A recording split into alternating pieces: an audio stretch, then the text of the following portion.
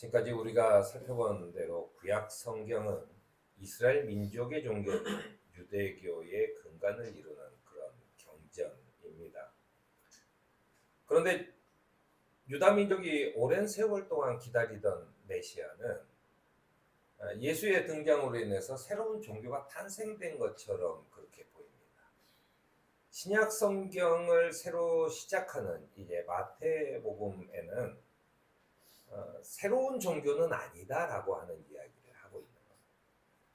유대의 지도자들은 예수의 메시아 되심을 끝까지 거부했고, 그분도 끊임없이 유대인들을 비판하면서 마치 서로 그 관계가 좋지 않은 것처럼, 관계가 전혀 없는 것처럼 그렇게 보이기 때문에 아마도 유대교와 그리스도교는 관계가 없는 게 아닌가라고 하는 생각을 갖게 합니다.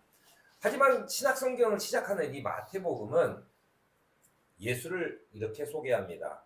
우리의 선생, 즉 우리의 랍비요, 설교자이며 충성스러운 유대인이다라고 소개를 하고 있어요. 마태복음, 제가 이제 평소에 설교할 때 그 마태복음을 잘 인용을 잘 안 하려고 하는 것을 혹시 눈치채셨는지도 모르겠지만은 이 마태복음은 자꾸 이 예수의 유대인임 그를 강조해요. 근데 왜 할까라고 하는 이야기가 사실은 오늘 얘기의 주제입니다. 그분이 유대 지역을 전체적으로 돌아다니시고 가르치시고 기적을 행할 때 히브리 사람들의 마음을 사로잡았다라고 소개하고 있습니다. 그러면서 예수는 결코 새로운 종교의 창시자가 아니라 그의 백성들, 즉 유대 백성들이 고대로부터 전해 내려오는 하느님의 계획과 약속, 그것을 이어가는 상속자라고 그들이 꿈꿔왔던 그 상속자가 오셨다라고 고백하고 있는 겁니다. 그러니까 고대로부터 아브라함에서부터 모세에 이르는 그리고 다윗에 이르는 그 계보를, 그래서 결국은 그것을 상속받으신 분이 우리에게 오셨다라고 고백하고 있는 겁니다. 그래서 성경의 복음서 중에 유일하게 계보를 먼저 시작하는 성경이 바로 마태복음입니다. 그는 유전자적으로도 이 계보를 잇는 상속자다라고 하는 것을 강조하고 있는 거죠. 마태복음서는 아주 세련된 헬라어로 기록이 되어 있어요. 우리가 이제 그 성경 그 당시에 어떤 저작 책을 낸다는 것은 사실은 쉬운 일은 아닙니다. 지금처럼 이렇게 우리가 지금은 뭐 메모장을 들고 다니면서 누구나 이렇게 필기를 하지만 예전에는 글을 쓰려면 일단 글을 알아야 되고 그 글을 쓴다는 것은 굉장히 적어요. 우리가 이제 구약을 살펴볼 때 구약의 그 문법적 구조, 그래서 이제 7개가 있으면 1번하고 7번하고 2번하고 6번하고 이렇게 이런 스토리의 전개나 이런 그 문법적인 구조나 이런 것들을 다 맞춰서 쓴다. 신약 성경에서도 그런 부분이 꽤 나옵니다. 그런데 누가복음의 저자는 그 현직 의사로 우리가 알려져 있어요. 그리고 예수와 그 바울과 또 베드로와 이런 사람들을 따라다니면서 누가복음서의 저자는 누가복음과 사도행전을 썼는데 신약 성경의 50%에 달하는 분량입니다. 그 누가복음도 그래서 제가 누가복음도 두 편에 나눠서 설교를 하려고 하는데, 아무튼 굉장히 세련된 헬라어로 적혀 있어요. 그 문장에 있어서는 이건 그냥 이 예수에 대해서 특별히 따라다니는 사람이 그저 그냥 그 글쓰기를 한 게 아니라 굉장한 어떤 표현과 이런 하나의 단어 선택 이런 것들이 굉장히 세련되어 있는 그런 그 문장으로 적혀져 있습니다. 그래서 아마도 이 마태라고 하는 이 저작자는 그 당시의 공무원이었던 세리나 또는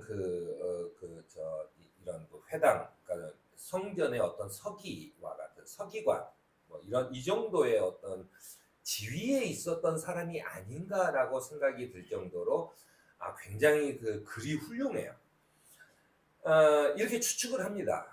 하여튼 이제 마태는 예수를 탁월한 종교의 창시자로 소개하고 있는 게 아니라 그는 사람의 마음을 움직이는 능력을 소유했고 그렇게 소유해서 누구에게나 카리스마 있는 권위적인 그런 지도자였는데 그분은 오히려 사람들이 자신을 팔거나 죽음으로 몰아넣을 수 있도록 또 하도록 내비두셨다. 그들이 그 선택을 할 수 있도록 놔두셨다. 라고 하는 그런 그 소개를 하고 있는 겁니다. 그러면서 이 마태는 이래요. 예수께서는 새 포도주, 새 부대, 그리고 새 보화에 대한 이야기들을 말씀하셨고, 예루살렘 성전에 대해서 여기에 돌 하나도 돌 위에 남아있지. 그러니까 우리가 건축이라는 것은 벽돌들을 쌓아서 어떤 건물을 짓는데 그 건물들이 돌 위에 돌이 올라가는 것이 하나도 없을 정도로 완전히 해체돼서 바닥에 전부 다 돌만 쫙 깔릴 정도로 그 파괴될 것이다 라고 하는 예언을 하셨다라고 얘기를 하면서 그가 왜 유대교의 전통을 잇는 그런 그 상속자인지 그분은 지금까지 드렸던 성전 예배를 완전히 바꾸신 분이다.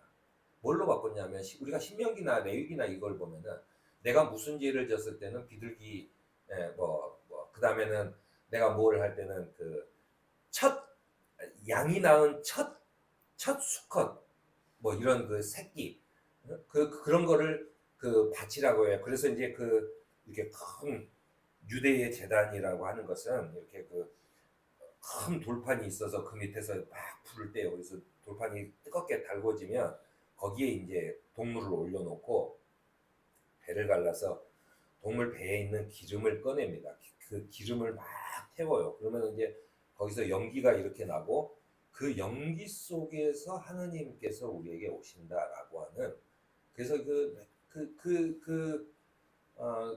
지구로 다니는 고기 타는 냄새, 이 고기 타는 냄새가 막 하고 연기가 가득 쌓일 때, 그래서 이제 예전에 그 장막, 성막이라고 하죠. 그런 데서 이렇게 연기가 가득 쌓여 있을 때 하느님께서 나타나셨다. 뭐 이런 겁니다. 그런 그 동물을 희생시켜서 드리는 제사를 이제 끝냈다는 거예요.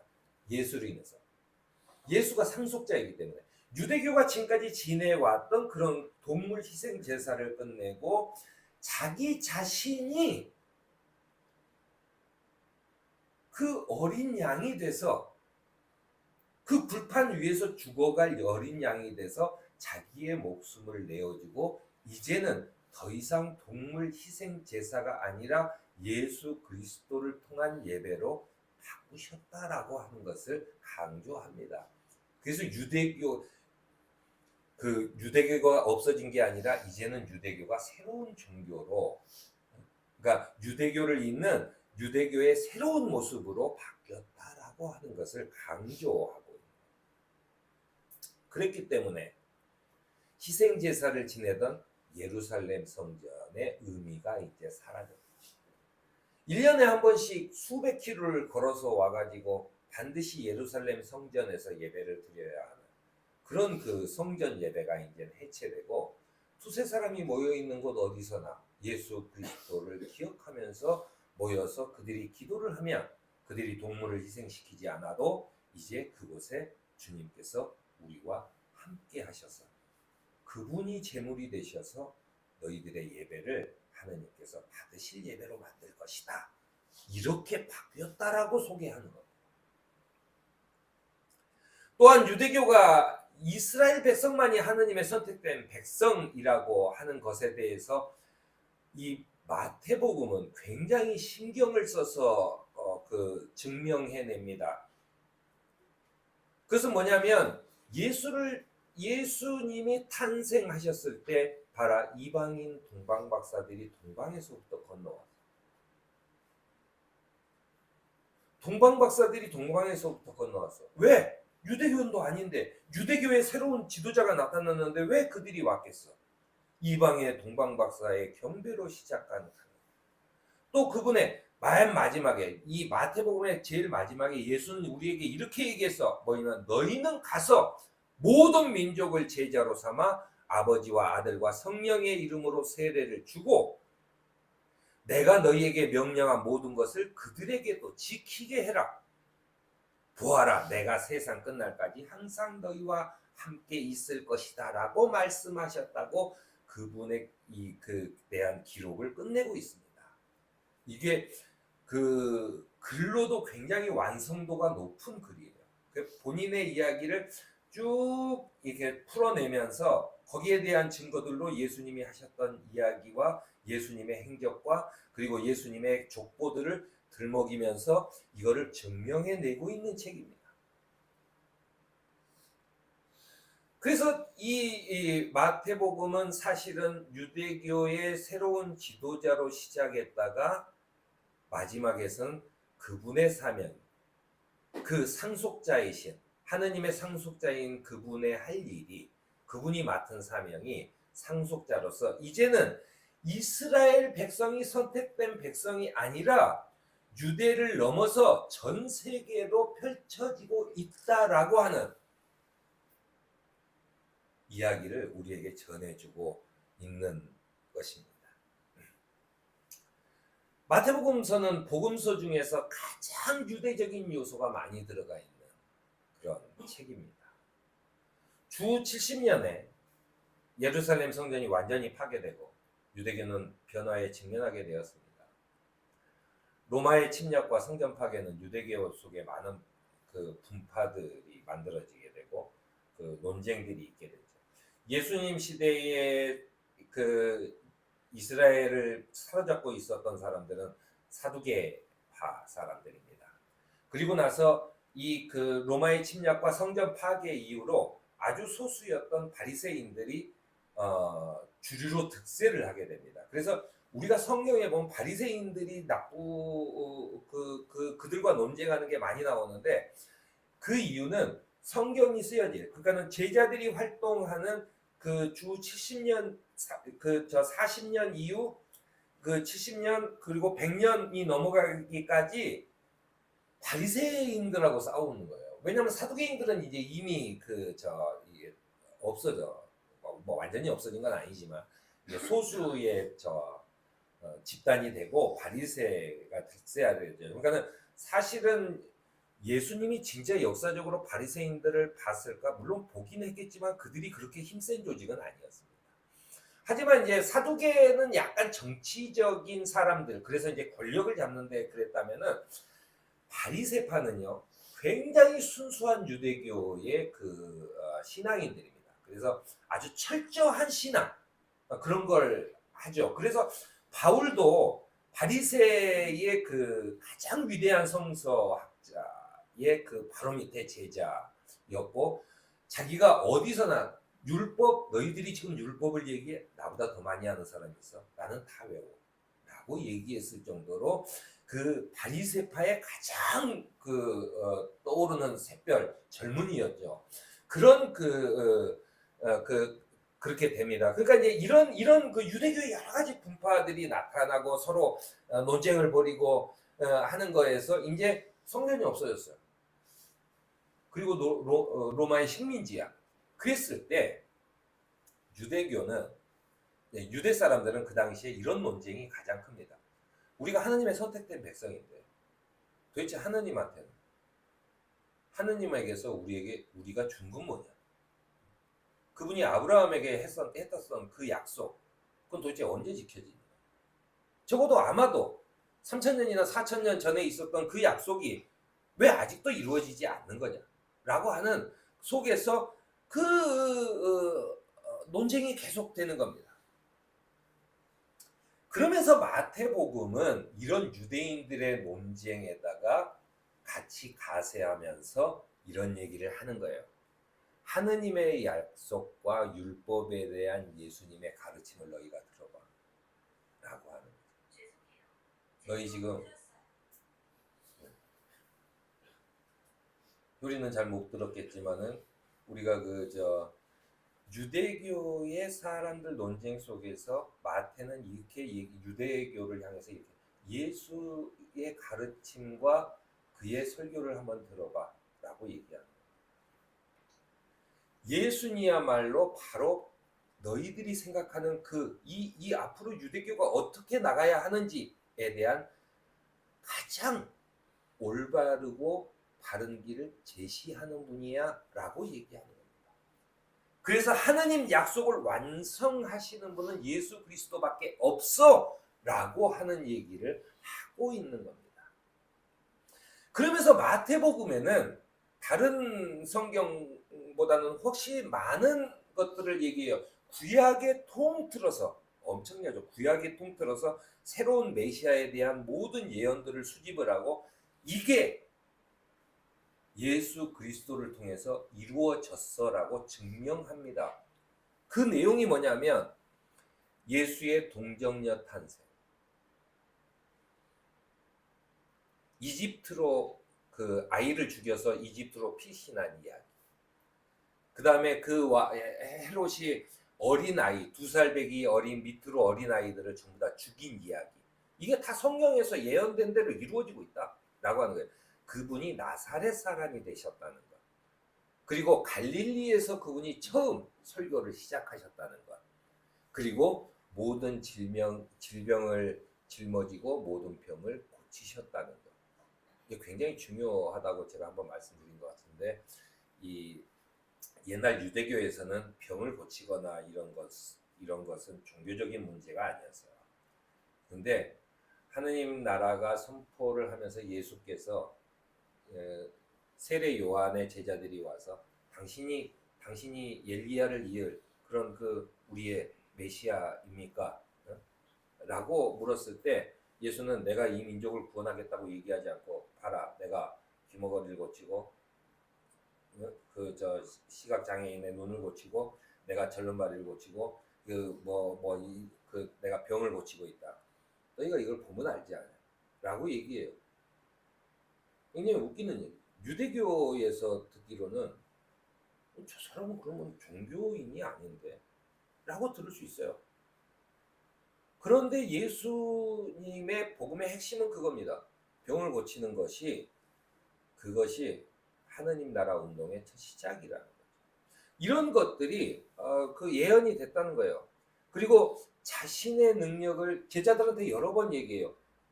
딴 데 가서 이 얘기는 하지 마 라고 하신 말씀, 이 말씀도 마태복음 세세히 그 기적을 베푼 다음에 기록을 하면서 이렇게 자신의 능력을 드러내지 않으시는 것도 구약에 예언된 거다. 깨닫지 못하는 사람들이 있을 것이다 라고 하는 것도, 지금 너희들이 깨닫지 못하고 있으면 그것도 구약에서 예언된 대로다.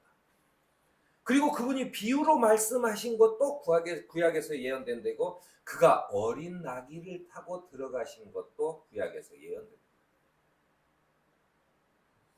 그가 채찍을 맞으신 것, 그가 고난을 당하시는 것, 이게 구약에서 예언된 대로 너희들이 알고 있는 그 성경, 그 율법 그대로 예수께서 행하셨지 않냐라고 하는 것을 증명해내는 거예요. 그러면서 이 마태복음은 구약에서 지금까지 메시아가 오면 이런 분이야 라고 얘기했던 구약을 통틀어서 있는 것이 완벽하게 이루신 분이 이분이다라고 하는 것을 증명해냅니다. 또한 예수께서는 산상설교를 통해서 내가 율법이나 예언자를 말을 폐하러 온 줄을 생각하느냐, 폐하러 온 게 아니라 완성하러 왔다라고 분명히 말씀하셨다라고 하는 이야기를 전합니다. 자신을 체포하고 고난 당하는 것이 성경의 말씀을 이루시기 위해서 그분이 그렇게 되셨고,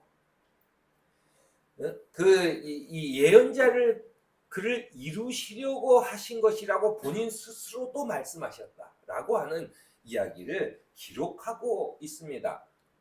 마태는 예수께서 모든 인류를 위한 약속의 성취자가 되셨다고 이야기합니다.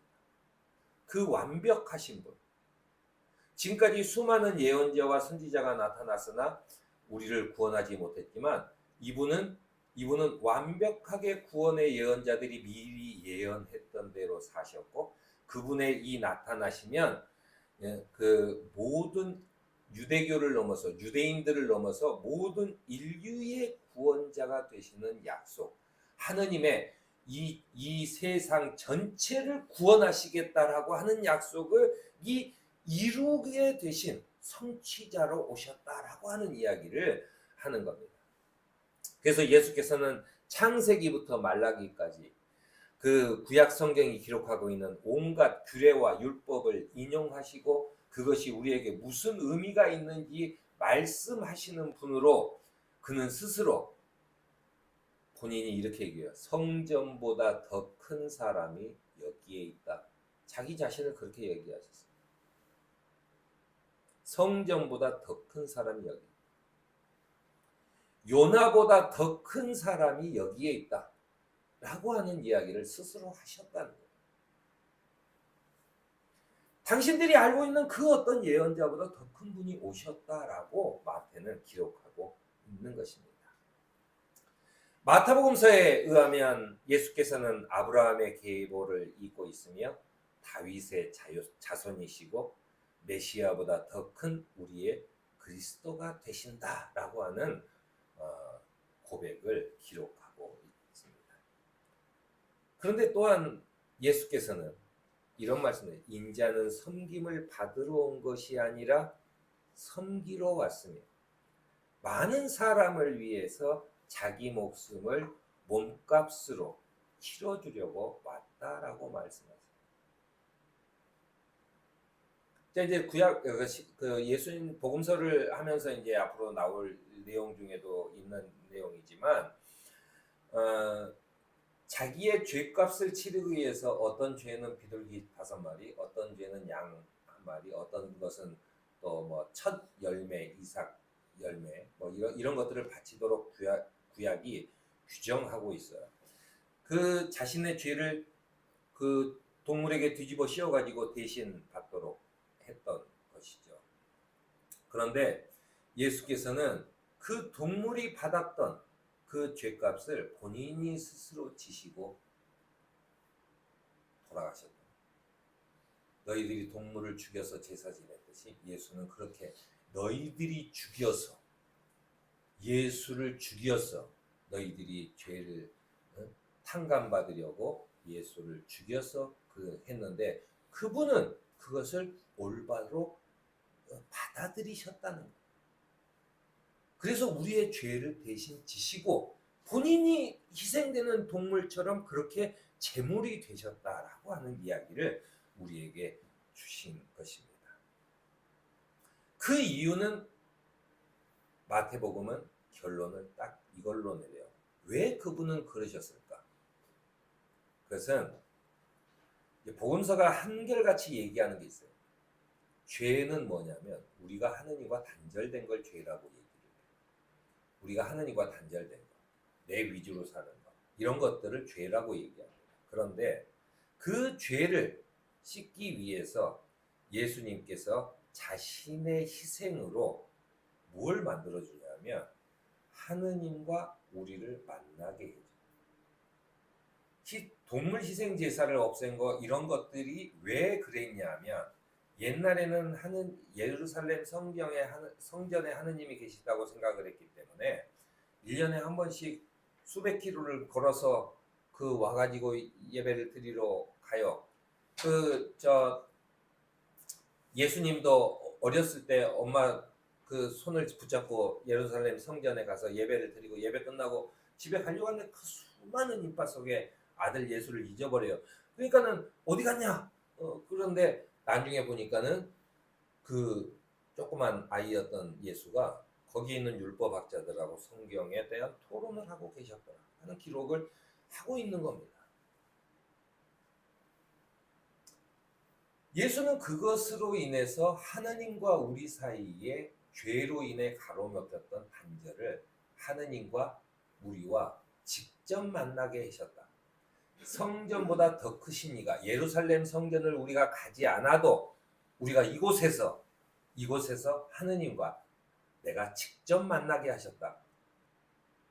내가 다니는 교회 속에서 또는 내가 기도하는 우리 집안 그 다락방, 우리 집안 내 기도처 이곳에서 하느님과 직접 만나게 하셨다 라고 하는 것을 결론으로 우리에게 주시는 것입니다.